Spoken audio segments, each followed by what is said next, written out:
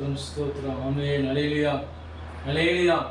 கர்த்தருடைய பரிசுநாமத்துக்கு மகிமை உண்டதாக இந்த நாளிலே உங்களை காணும்படி தேவன் கொடுத்த கிருபைக்காக தேவனுக்கு நான் நன்றி செலுத்தேன். அல்லேலூயா. இந்த கால வேளையிலே கர்த்தருடைய சமூகத்திலே ஒரு வேதத்திலிருந்து ஒரு வசனத்தை வாசித்து தியானம் செய்வோம். கர்த்தர் நல்லவராய் இருக்கிறார். சங்கீதம் 128 சங்கீதம் 1 வசனத்தை நாம் வாசிப்போம்.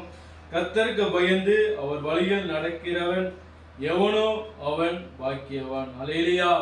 கர்த்தருக்கு பயந்து அவர் வழியில் நடக்கிறவன் எவனோ அவன் பாக்கியவான். அல்லேலூயா. கர்த்தருக்கு பயந்து அவர் வழியில் நடக்கிறவன் யாரா இருந்தாலும் அவன் பாக்கியவான் என்று கர்த்தருடைய வார்த்தை சொல்லுகிறது. அல்லேலூயா.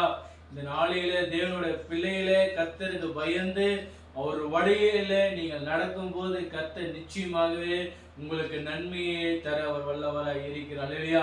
கர்த்தருடைய வழியில் பயந்து நடக்கும் போது கர்த்தர் நம் வாழ்விலே ஒரு நன்மையை வைத்திருக்கிறார். அல்லேலூயா. சோர்ந்து போகாதீங்க, கலங்கத்திக்காதீங்க, கர்த்தருக்கு பயந்து வாழுங்க. உங்க வாழ்விலே தேவன் ஒரு அதிசயத்தையும் அற்புதத்தையும் செய்ய வல்லவராய் இருக்கிறார்.